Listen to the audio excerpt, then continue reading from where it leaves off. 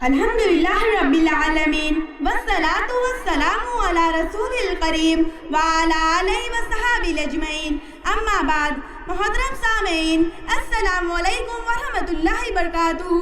میرا نام دعا ہے اور میں درجہ ششم میں پڑھتی ہوں۔ آج میں ایک ایسے موضوع پر گفتگو کرنے جا رہی ہوں جو ہمارے معاشرے اور ہمارے انفرادی زندگیوں کے لیے نہایت اہمیت کا حامل ہے۔ یہ موضوع ہے نماز چھوڑنے کے نقصانات۔ اللہ تعالیٰ نے ہمیں پیدا کیا، ہمیں زندگی دی اور پھر ایک بہترین دین اسلام عطا فرمایا۔ نماز ہمارے دین کا ستون ہے اور ہمارے ایمان کی پہچان ہے۔ نماز ایک ایسی عبادت ہے جو ہر مسلمان پر فرض ہے۔ حضور نبی اکرم صلی اللہ علیہ وسلم نے فرمایا، بندے اور کفر کے درمیان فرق نماز چھوڑنا ہے، یعنی نماز کو ترک کرنا ایک انسان کو ایمان کی روشنی سے دور اور کفر کے قریب لے جاتا ہے۔ قرآن مجید میں اللہ تعالیٰ نے سورۃ المدثر کی آیت نمبر 42 اور 43 میں جہنمیوں کے بارے میں فرمایا، تمہیں جہنم میں کس چیز نے ڈالا؟ وہ کہیں گے ہم نماز پڑھنے والوں میں سے نہیں تھے۔ یہ صرف ایک آیت نہیں بلکہ ایک وارننگ ہے، ایک تنبیہ ہے جو ہمیں بیدار کر رہی ہے۔ یہ آیت ہمیں ایک واضح پیغام دینا چاہتی ہے کہ نماز چھوڑنا ایک سنگین گناہ ہے۔ نماز چھوڑنے والے لوگ جہنم میں پھینکے جائیں گے۔ یہ ابدی عذاب ہے جس کا تصور بھی لرزہ خیز ہے۔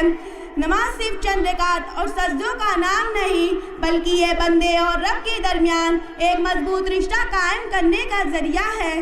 جب ہم نماز نہیں پڑھتے تو ہم اللہ کی رحمت سے خود کو دور کر لیتے ہیں۔ ہم اس عظیم ذات کی نافرمانی کرتے ہیں جس نے ہمیں سب کچھ عطا کیا۔ یہ اللہ کی ناراضی کو دعوت دینے کا مترادف ہے۔ نماز وہ فریضہ ہے جو ہمیں برائیوں سے روکتی ہے، ہمارے دلوں کو پاک کرتی ہے اور ہمیں رب کی رضا کی طرف رہنمائی کرتی ہے۔ یہ اللہ کی ناراضی کو دعوت دینے کا مترادف ہے۔